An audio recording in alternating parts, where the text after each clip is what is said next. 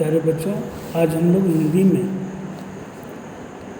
दूसरा पाठ लहासा की ओर, उनके लेखक हैं राहुल संकृत्यायन। राहुल संकृत्यायन के संबंध में थोड़ा सा चर्चा कर लेते हैं। हिंदी के प्रसिद्ध साहित्यकार राहुल संकृत्यायन का जन्म सन 1893 में जिला आजमगढ़ उत्तर प्रदेश के गांव पंदाहा में हुआ था। उनका मूल नाम था केदार पांडे। उन्होंने काशी, आगरा तथा लाहौर से शिक्षा प्राप्त की। सन 1930 में उन्होंने श्रीलंका जाकर बौद्ध धर्म ग्रहण किया। तब से उन्हें राहुल संकृत्यायन नाम से पुकारा जाने लगा। राहुल जी विविध भाषाओं के ज्ञाता थे। उन्हें पाली, प्राकृत, अपभ्रंश, तिब्बती, चीनी, जापानी, रूसी आदि भाषाओं का ज्ञान प्राप्त था, इसलिए उन्हें महापंडित कहा जाता था। सन 1963 में उनका देहांत हो गया। इनकी रचनाएं राहुल संकृत्यायन ने कहानियाँ, उपन्यास, निबंध, आत्मकथा, यात्रावृत्त, जीवनी, आलोचना आदि विविध विधाओं में लेखन किया। उन्होंने अनेक प्राचीन ग्रंथों का हिंदी अनुवाद भी किया। उनकी कुछ प्रसिद्ध रचनाएं इस प्रकार हैं। मेरी जीवन यात्रा 6 भाग में है। दर्शन दिग्दर्शन, 22वीं सदी, बोलगा से गंगा, भागो नहीं दुनिया को बदलो, दिमागी गुलामी, घुमक्कड़ शास्त्र आदि। राहुल जी ने दर्शन, धर्म, इतिहास, विज्ञान आदि विषयों पर भी विपुल लेखन किया। उनके द्वारा रचित ग्रंथों की संख्या 150 के लगभग है। राहुल संकृत्यायन के साहित्य में जिंदादिली और साहस के दर्शन होते हैं। उनका घुमक्कड़ शास्त्र यायावरों का प्रेरणा ग्रंथ है। उन्होंने न केवल स्वयं जीवन भर देश विदेश की यात्राएं की, अपितु अपने साहित्य में भी उन यात्राओं का सजीव वर्णन किया। उनकी यात्रा पिकनिक या मनोरंजन का शगुल मेला नहीं होती, बल्कि कठोर साधना होती है। इस साधना के दर्शन लहासा की ओर नामक यात्रावृत्त को पढ़कर किए जा सकते हैं। महापंडित राहुल जी की भाषा पर घुमक्कड़ी का पूरा प्रभाव देखा जा सकता है। वे जहाँ की यात्रा करते हैं, वहाँ के स्थानीय शब्दों का प्रचुर मात्रा में प्रयोग करते हैं। डांडा, थोंगला, छंग जैसे तिब्बती शब्दों का प्रयोग दर्शनीय है। सामान्य रूप से वे अपने यात्रा वृत्तांतों में सहज स्वाभाविक भाषा का व्यवहार करते हैं।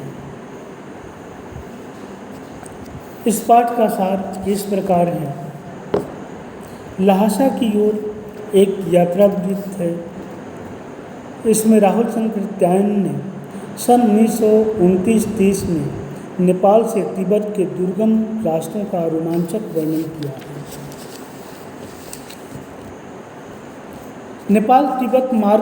नेपाल से तिब्बत आने जाने का मुख्य मार्ग है।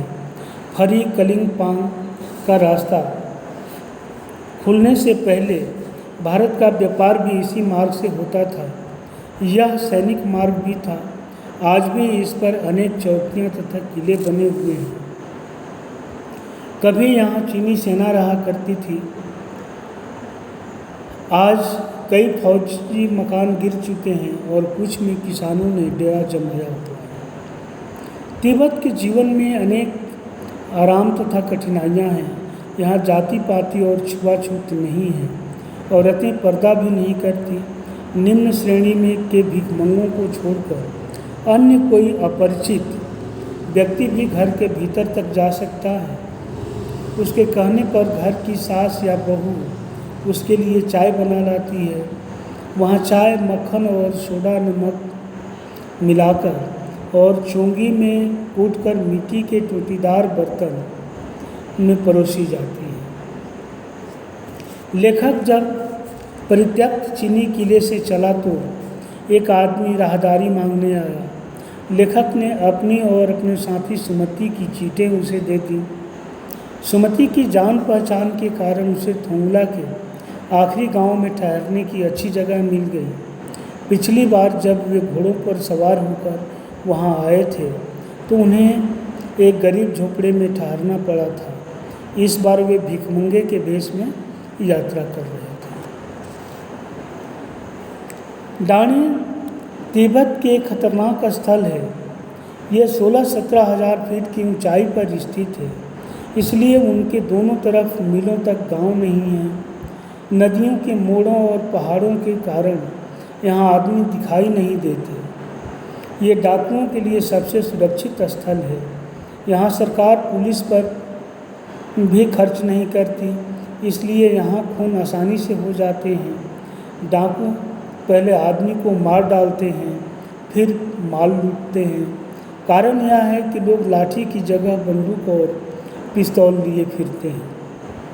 लेखक और सुमति भिखमंगों के वेश में यात्रा कर रहे हैं, इसलिए उन्हें डाकुओं से खतरा नहीं है।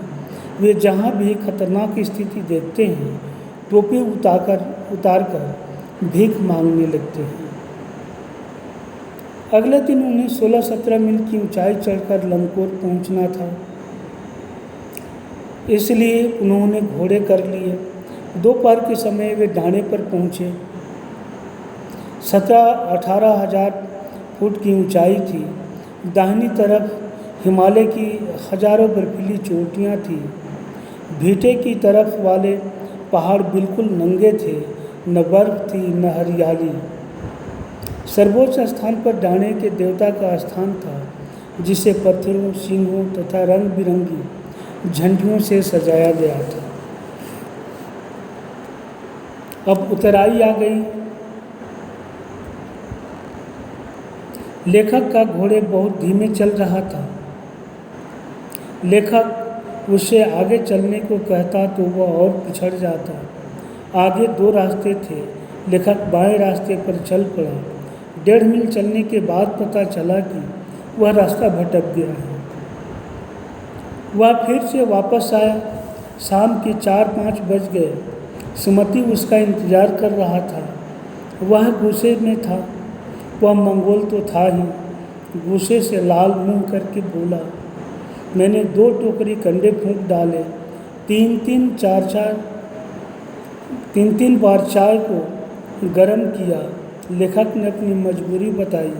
वह शांत हो गया। लंकोर में वे एक अच्छी जगह ठहरे। उन्हें चाय, सत्तू और गर्मा गर्म थुक्पा खाने को मिला।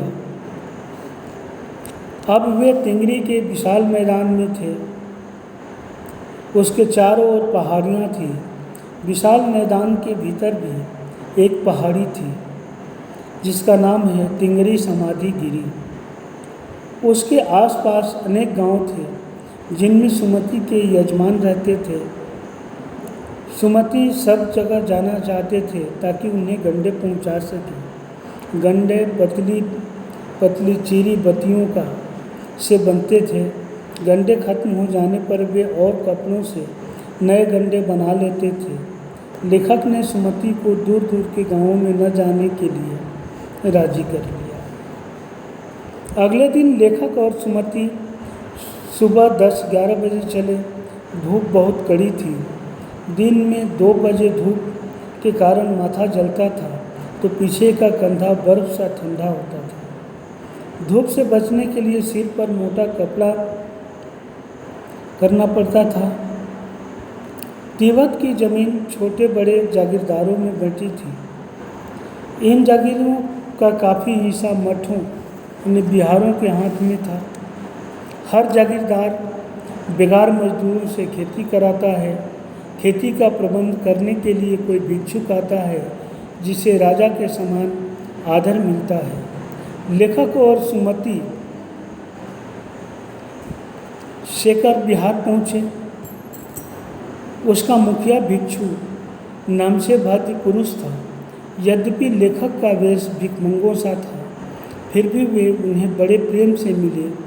यहाँ तक कि बौद्ध मंदिर था, उसमें कंजूर बुद्ध वचन अनुवाद के 103 हस्तलिपि पोथियाँ रखी हुई थी। वहीं लेखक ने आसन जमाया। पोथियाँ मोटे मोटे अक्षरों में लिखित थी।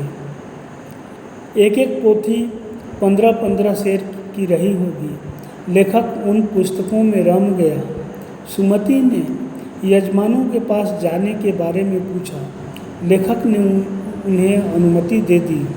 अगले दिन वे भिक्षु नमसेन से विदाई लेकर चल दिए और ये इस तरह से पाठ समाप्त हुआ और इसमें प्रश्नोत्तर भेजे जाएंगे, आप लोग कर लेना। धन्यवाद।